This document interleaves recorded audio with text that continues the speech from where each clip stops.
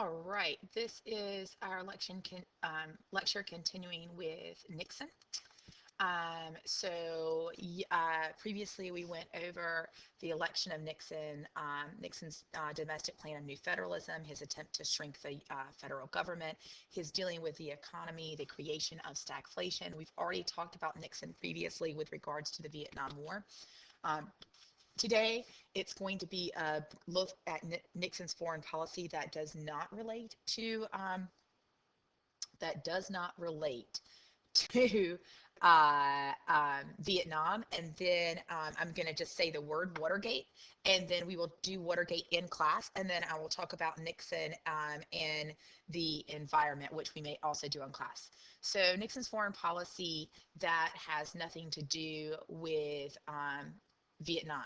So his greatest successes are seen in his environmental policy as well as Nixon's policy with regards to things that are not Vietnam, even though he gets credit for ending the Vietnam War. So you could count that as a foreign policy success as well.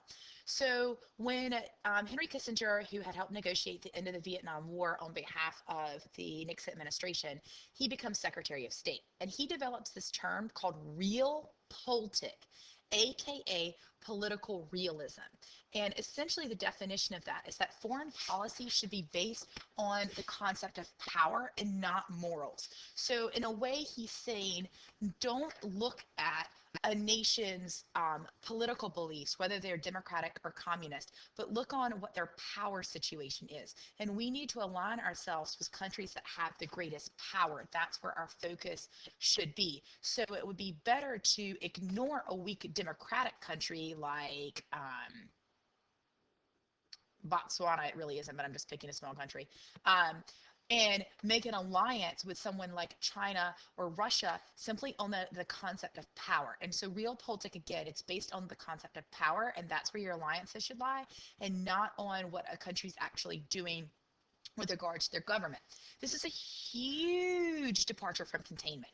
Even though the Cold War lasts from 45 to 89, 92-ish, as long as the Soviet Union is in power, and that remains our overarching umbrella of foreign policy is always going to be containment, the Nixon administration is kind of a diversion from that. They're not looking at it.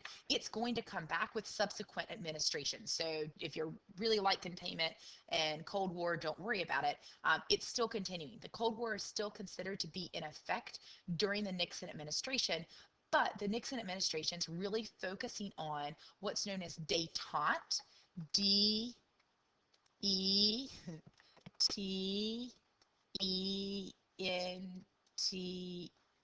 détente, which is a cooling off of Cold War tensions and focusing on a power, and that's how Nixon's basing his foreign policy approaches. And so because of détente, which I beautifully spelled for you earlier, he begins looking at making alliances with those countries that we had not been in agreement with. And the two main most powerful countries that we had not been in agreement with that he thought we should have had an alliance with are China and the Soviet Union. And so in 1972, Nixon visits China. It's basically a symbolic visit. He was the first president to do so. They don't really agree on anything. It just shows the idea that the U.S., democracy and a communist nation, were willing to sit down and meet. And that's pretty much all that happened, but it was the promise of something in the future. 3 months later, in May of 72, Nixon visits the Soviet Union. He's also the first president to do so. And they talk about having talks and trying to find some sort of common ground, if only it is aligning ourselves as a power structure to take on and deal with other countries. The Soviet Union had been running low on food because they had been focused so much on industrialization of their nation. The U.S. agrees to send $750 million of grain to the Soviet Union. So again, we seem to be kind of burying the axe or the hatchet, so to speak. But remember, during this time, both the Soviet Union and the United States are actively building up their nuclear weapons. There is talk of disarmament, but that's never really going to happen because neither one of us trusts the other country enough in order for that to occur. SALT stands for the Strategic Arms Limitation Talks. The Soviet Union and the United States agree to an anti-ballistic missile reduction. We agree to limit our arms, our submarines, and it's going to happen for 5 years. So over a period of 5 years, both the Soviet Union and the United States agree to make less weapons and to get rid of some of the weapons in our arsenal. Now, neither side actually does it because, that's a level of trust we aren't at yet. But it again is once again symbolic that it could happen, that we were willing to talk. Whereas before, perhaps in the Eisenhower and at times even the Kennedy administration, we weren't really able to do that. We weren't at that point yet. Watergate, I will cover in class. You are absolutely encouraged to look at the notes, but we're going to cover it in class. So we're going to skip forward to Nixon and the environment. In the spring of 1962, Rachel Carson writes a book called Silent Spring.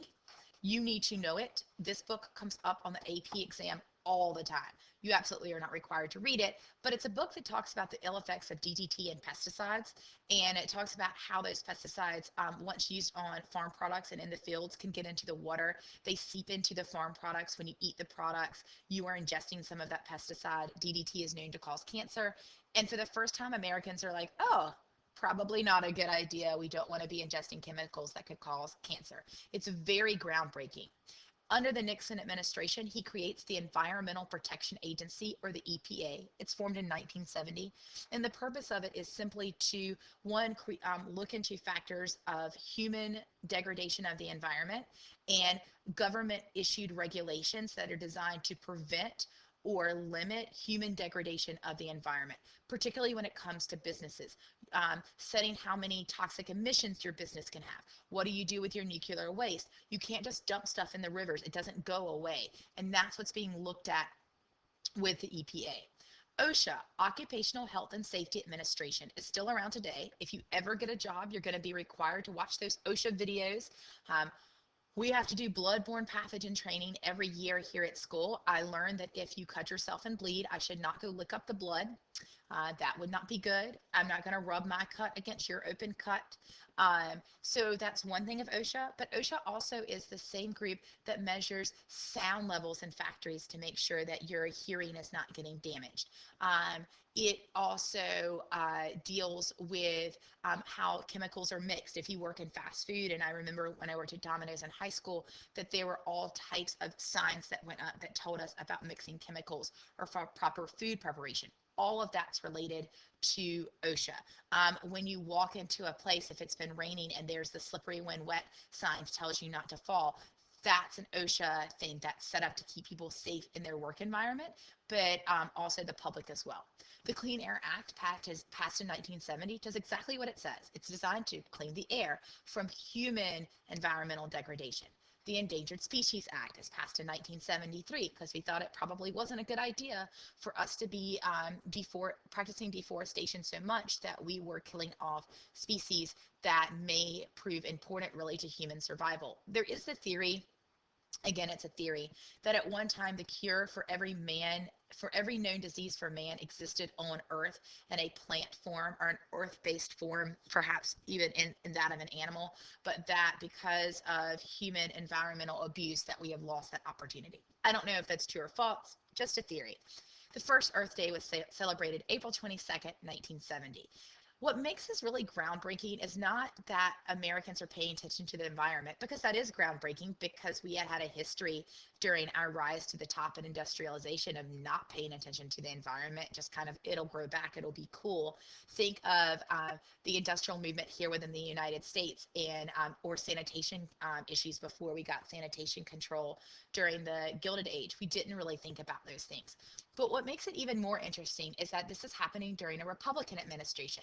In general, the Republican administration steers away from environmental regulations because those are seen to be more costly to businesses and more negative to businesses and their bottom line. So that's one of the things that makes that noteworthy.